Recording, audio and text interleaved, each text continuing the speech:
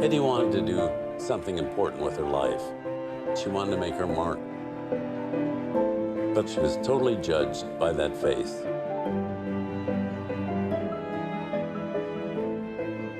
One of the most glamorous stars show business ever has produced. One of the most glamorous stars the screen has ever known. And one of the most beautiful women in the world. Well, shall we all say it together? I think we all know. Girl in the world. 헤디라마르. She becomes the inspired Catwoman. Oh my God! I mean, she was the best-looking movie star that ever lived. She became my inspiration. Thank you, Hetty, thank you. It's not Hetty, it's Hedilamarë. I don't know whether it's true, but you hear things. I heard that she was a scientist. So is this true?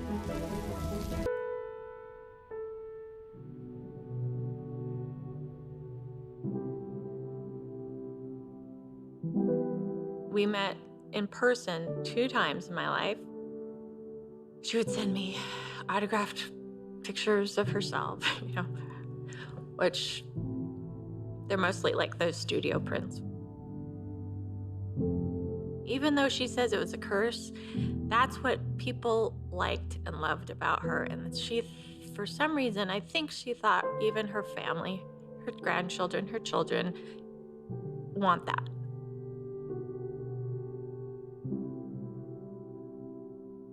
She did a lot of, sadly, not so good plastic surgery in her later years, each one fixing the flaws of the last. And she no longer went out in public. And then the money started running out because she only got something from Screen Actors Guild and Social Security. Oh, they give me $300. A month? Yeah. That's not much, is it? No, it's not very much. Have you ever tried to get some recompense for your idea of the patent? No, I was surprised that they don't even acknowledge it. In 1969, Hetty had written to a friend in the Navy, asking if he could find out what happened to her patent. Lawrence Lanier, Washington Patent Office, has an invention of mine, a missile-guided torpedo. Maybe you can get it. So this was important to her. His reply has been lost, but she probably learned that her idea, frequency hopping, had been put to use in military communications.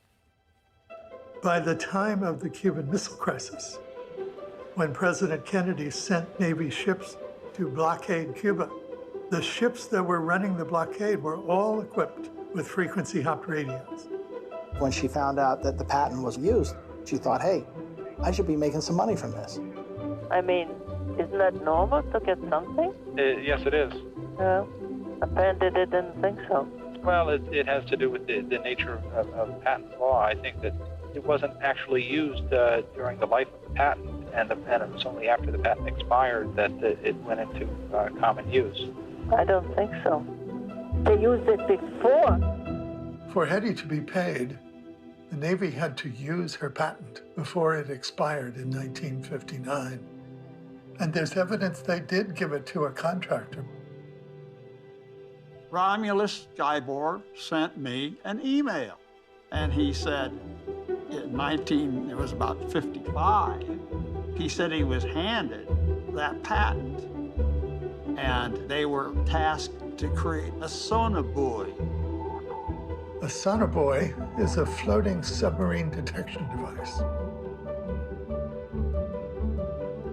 Someone in the Navy found the patent and thought, well, I don't know if there's anything here, but let's toss him to a contractor. And he took that patent and used it as the basis for communications from the sonobuoy in the water to a passing naval airplane that would also be secure. The inventor of the sonobuoy had a website where he paid tribute to the Marquis Antheil invention. Will you take a look? Sure. A tribute to Hedilamarë by Romuald Savoor-Marchokik. No, I haven't seen this. I designed the sonobuoy one of the first deployments of frequency hopping. Then he goes on to write about surveillance drones. At Aerojet General, I was the systems manager building the surveillance drone, which eventually flew over Vietnam. I personally designed the reliable and secure two-way radio communication system. For the first time, we had the ability to switch frequencies rapidly. Now that I know who invented frequency hopping, I, who was the only person who remembers those early applications of this concept, want to express my sincere admiration and belated thanks to 헤디라마르.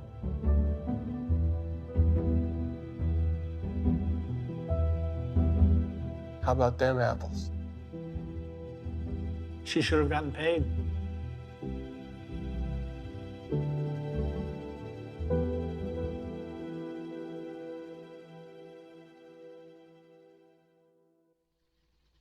What would you have the government do and to At this point, I don't even care.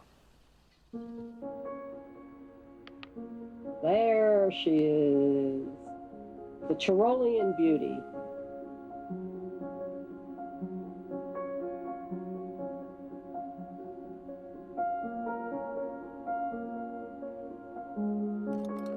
Toward the end of Hetty's life, she began to reflect. She began to have insight.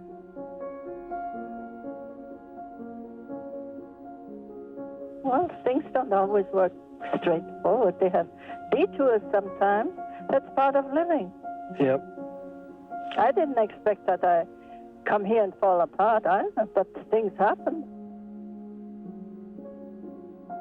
She always talked about writing her autobiography and wanting to get the story out about who the real 헤디라마르 was, not the 헤디라마르 in the movies, which I think she often thought movies were really trivial. Now I'm becoming smart all of a sudden. Better late than never, right?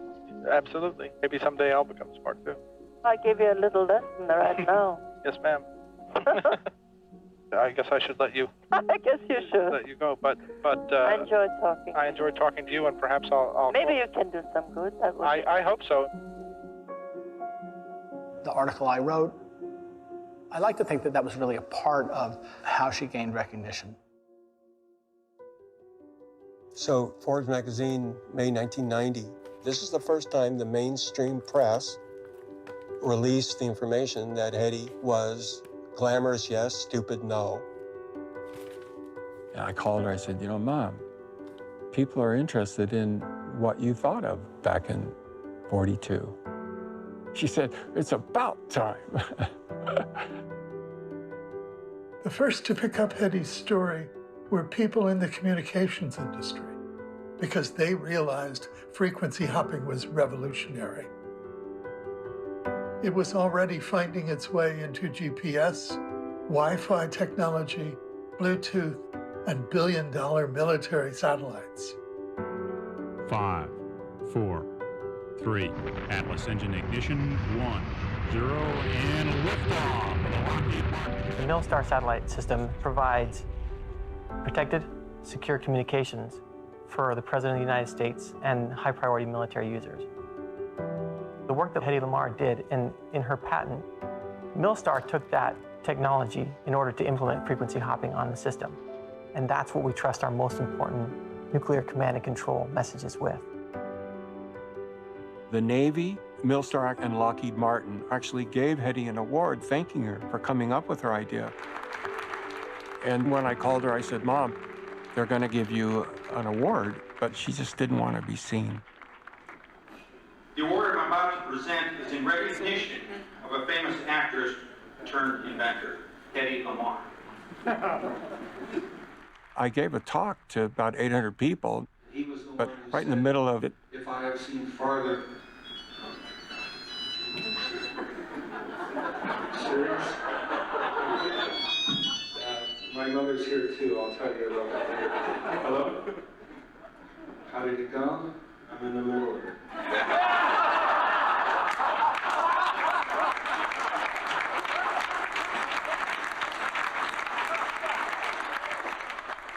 I just said, Mom, if you could say something, what would you say?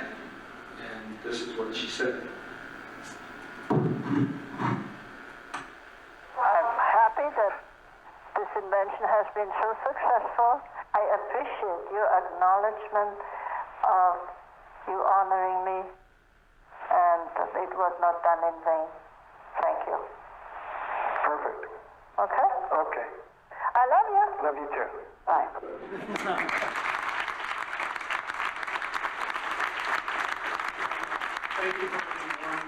And they all stood up and clapped. I thought it was really great. She would love to be remembered as someone who contributed to the well-being of humankind. She did make her mark. It's the one thing she did for other people that she's going to be long, long remembered for. It was New Year's, January 1st, 2000. She called my sister and I separately. Turn on the TV. It's Vienna, Vienna. You'll see Vienna.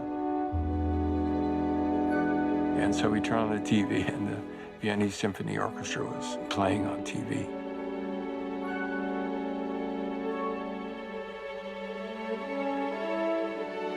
She died a few days later.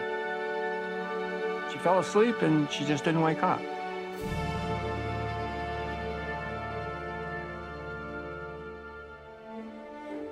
I'll read you something pretty.